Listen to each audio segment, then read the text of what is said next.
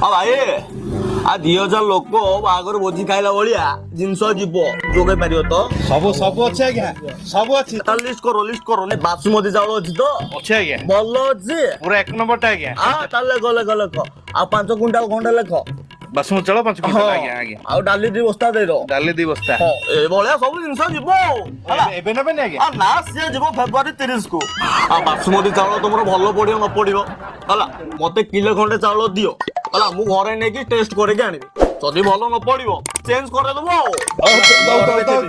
ଏଇ ନିଅନ୍ତୁ ଆଜ୍ଞା ଆପଣଙ୍କର ବାସୁମତୀ ଚାଉଳ। ଆଉ ଯାଉଛି ଭାଇ ଆଜ୍ଞା ପଇସାଟା ଦେଲେନି ଆଜ୍ଞା।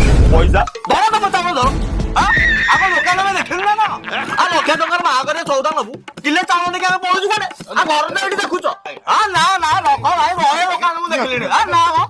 ମୁଁ କଣ ମାଗିଲି ଆଜ୍ଞା ଆପଣଙ୍କୁ? ପଇସା ମୁଁ ଡାକିଲି ଆଜ୍ଞା। ଡାକିଲ ଆଉ ମୋ କାନ କଣ ଶୁଭୁନି? ନିଅନ୍ତୁ ଆଜ୍ଞା କିଛି କହିବନି ଆଉ। ଏ ଚାଉଳ ପଇସା ଆପଣ ଦେବେ ନାହିଁ ହେଲା। ମାଗିଲି ଆଜ୍ଞା, ମୁଁ କହିଲି ସେମିତି ଦବନି। ସେଇ କଥା କହିବ। ଯାଉଛି ହେଲା। ବାହାର କେତେ ତାରିଖ ଆଜ୍ଞା? ବାହାଘରରେ ଫେବୃଆରୀ 30। ମୁଁ ଦେବି ବାହାର ଆଜ୍ଞା।